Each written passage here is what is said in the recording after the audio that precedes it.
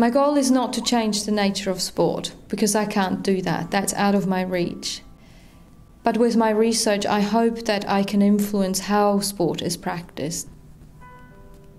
I was in women's artistic gymnastics for many years. I started as a very young child and then moved up to the level of high-performance gymnastics and was part of a national gymnastics team. Well, I had a very good time, especially in the beginning. It was a small club and it was like a big family. Then later on, I moved away from home to train more. There was a lot more pressure, there was a lot more training, different coach. Often I wasn't coping very well, so there were injuries, or I was afraid of performing in front of people, or also difficult movements. But I always put the fault on my own rather than anywhere else. So my career went for a very long time, and the last 4 or 5 years I was the oldest gymnast in the team, and so I was given a bit of a nickname, and that was grandmother. And that didn't bother me because it also gave me some status, but at the same time I was very aware of how my body was older than everybody else's bodies, so that did bother me. And I wished to have a 14-year-old body still.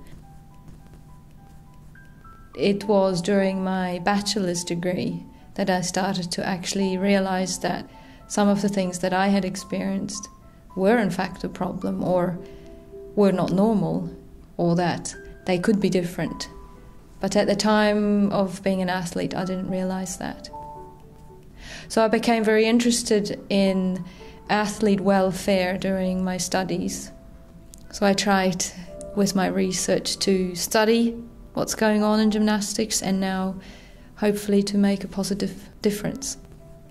Moving away from the more harmful training, coaching practices, coach-athlete relationships, to a more perhaps healthy environment that is much more sustainable, so that athletes feel positive about their experiences in sport, can excel, and also stay in the sport for a long time.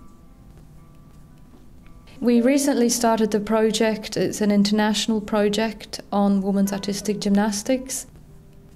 The purpose of the project is to understand how currently a significant number of gymnasts is much older than was previously the state. And we want to talk to the gymnasts and also their coaches and officials to find out what has changed, so that these gymnasts are able to stay in the sport longer. At our department, we have the fantastic opportunity that we can educate future coaches. Our bachelor program in sports coaching allows me to directly transfer my knowledge from my research to the students. I can talk to the students about coaching, about the consequences coaching and coaches have, relationships and training practices, and hopefully create an awareness that some of the practices are unsustainable. So we believe that the coach-athlete relationship needs to be more equal, so that the athlete becomes part of the coaching process, so that when coaches have to make decisions about training, competition, training practices, the first question a coach has to ask is athlete well-being.